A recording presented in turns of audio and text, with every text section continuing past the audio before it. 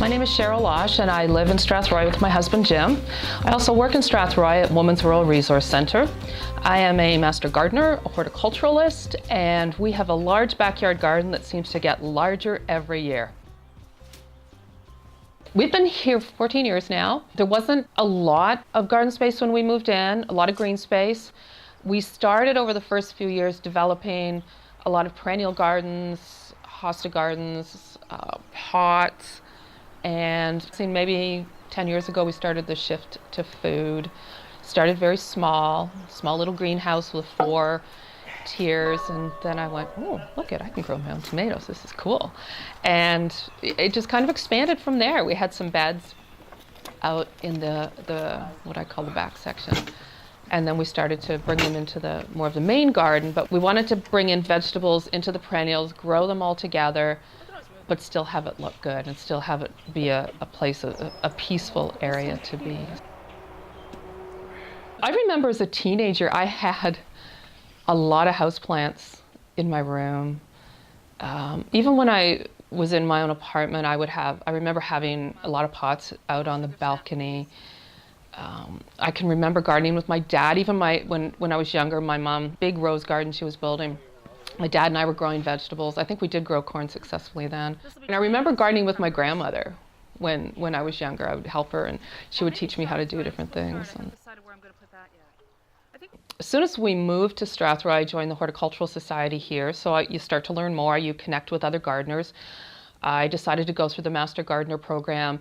I think knowledge helps you to be more successful, but there are still things like weather and animals and diseases that will happen. You learn more how to control that or fight it or what to do with it. I enjoy teaching. I'm very passionate about growing my own food, and every opportunity I get to teach somebody about it, I will. Here's the bag. If you look in there, you see that round hole, and this sponge fits in it. So the root ball goes through the hole at the bottom, and then the sponge goes around the bottom of the stem. It fits into that little cavity that it's made for. Up to the top with dirt. Sometimes I have to add a little bit more after I water because it'll settle. This bag will be full of roots too once the tomato starts to grow. And then the hole in the top, if it rains, it'll fill with water, or using a hose sprinkler, we'll water that one after. And in a month or so, this will be almost down to the ground. Under there, so there's a root piece on each one. We really went to town on the garden here when we moved in, because we had so much more. I think for me it's become self-care. I feel at peace when I'm in the garden. There's a sense of achievement, fun. It's fun to just sit out there at the end of the day and have a glass of wine and look at the garden, whether it's flowers, food. But it brings me a sense of peace. I don't know that I ever stop thinking about next year's garden.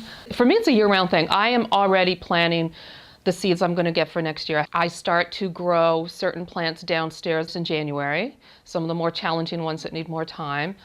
And then the greenhouse I open up in April, 1st of April, where I start, tomatoes and different things that have to go ahead of time. I think I'm just always thinking about it when I'm planting, and once things start to grow, I look at what's working, what could be better, how do I want to rotate it next year. So for me, I think I don't think it ever stops. I'm making notes about what looks good, where certain plants are, what do I want to try differently next year, do I want to do the same varieties, do I want to do less. I have the garden all laid out on the computer, and I'm moving around what I'm going to plant and think about it. And by July and August, I'm already making my seed list to order in January.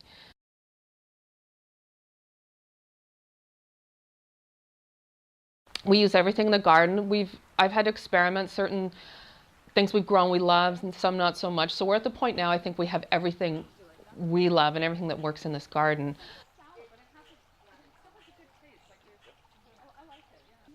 The garden feeds us in the summer, all summer long.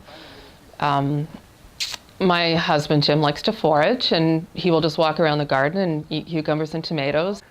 I just like to test everything to make sure it's good. I don't know.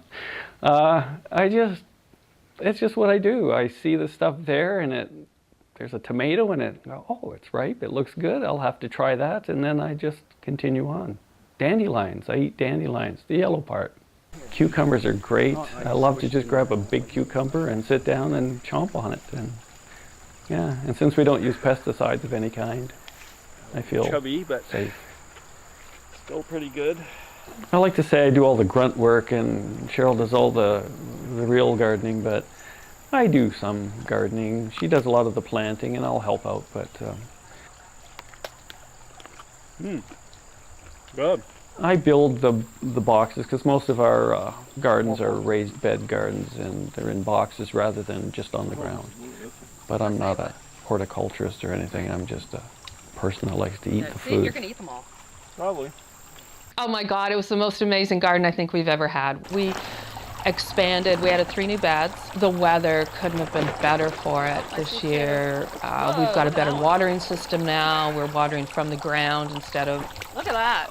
overhead. We limit the use of sprinklers. It's just like everything came together and made a perfect garden for us this year. It makes you think differently about where your food comes from. I know if we go into the grocery store and there's tomatoes from Mexico, we're like, nope, we'll find something else. You think differently and you educate yourself with practices from where your food comes from to decide whether it's what you really want or not, which is also one of the benefits of canning. Those pickles or those tomatoes or that garlic or whatever it is you can, you know how it was grown, you know how it was preserved, and it just feels good. I just love that urban agriculture, urban farmer. You know, I never thought of myself that way, but I think it's good because whether you're growing a container full of tomatoes or a big garden full of a lot of things, you're still using the practice of farming, and you know, in the city or an urban area, and I like it. I like being a farmer. Like I say, it just overwhelms me every single day. It has never stopped when I go out and just pick our food and know how it started right from seed to table.